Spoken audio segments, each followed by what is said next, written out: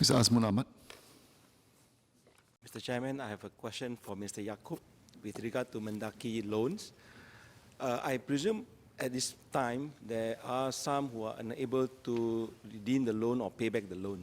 Can the Minister share with us to how much in terms of statistics that this is now happening? Thank you. So it is a good question. In fact, we are now studying it to ensure that whatever loans that we give and the rate of repayment can allow us to be sustained, not just in terms of the loan, but also Mendaki's own budget. I can safely say that in the last few months, or at least a year or so, Mendaki's staff have been working very hard to be able to get repayment. But we understand sometimes when the circumstances don't allow it because of the downturn, because they cannot get a job, we are prepared to delay it. But over the years, the numbers of bad payments have come down, and I think that's very good news for the community. I'm not at liberty to share the complete details. We are doing a deep dive to ensure that we have the right policy level, to ensure that Malay Muslim students who need study loans are given the right quantum with an assurance of their ability to pay back, because the money doesn't belong to us, it belongs to the community.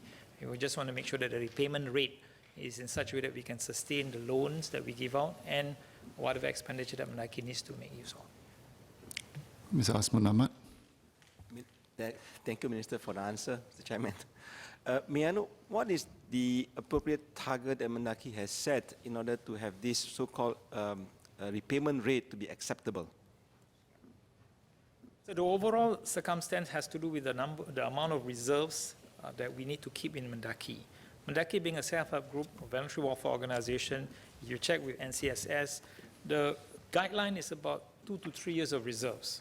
In case something goes wrong, we have some money. So we need to balance all of this. So it's just not about the loan, because part of the loan that we're able to save goes into our reserves and so on and so forth. So it's a complete sort of financial analysis of not just the loan, but the overall needs of Mendaki in order to service the programs we have committed. I'm not at liberty to say how much we have now at the moment, but we are trying to build up our reserves so that at the end of the day we can find that right balance.